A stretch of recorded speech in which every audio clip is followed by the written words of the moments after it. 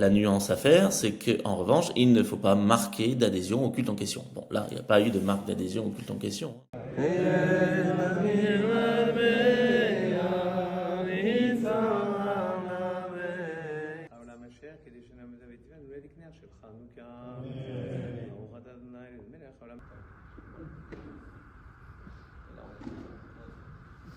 Vous permettez, par exemple, qu'on chante un petit chant, un grand ou pas? Non, je veux pas.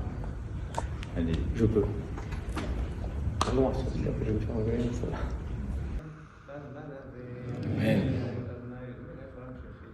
À l'Élysée, j'ai accueilli des rabbins venant de l'Europe entière qui ont remis à travers moi à la France un prix célébrant le combat que mène la France contre l'antisémitisme. Et à la fin de ce discours, moi j'ai allumé la bougie du souvenir et de la mémoire de la Shoah.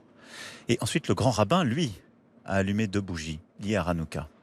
Le président de la République ne célèbre aucune fête religieuse. Je ne l'ai pas plus fait hier que je ne le ferai demain. La présence du président de la République à une manifestation religieuse n'est pas un problème en soi pour des raisons de marque de considération, de solidarité dans telle ou telle difficulté, épreuve. Dès lors que ce représentant de l'administration publique, de l'État, ne marque pas d'adhésion au culte en question.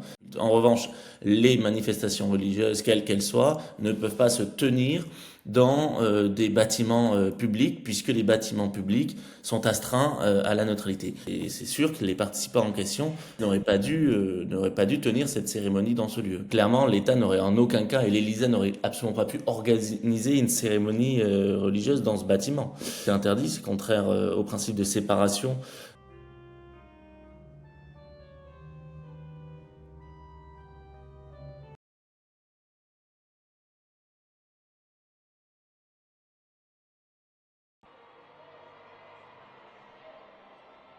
Le fait de manger avec des compatriotes d'une telle ou telle confession, c'est pas une marque d'adhésion au culte. J'ai participé à une prière collective, par exemple, au sein d'une mosquée, mais c'est pas ce qui s'est passé.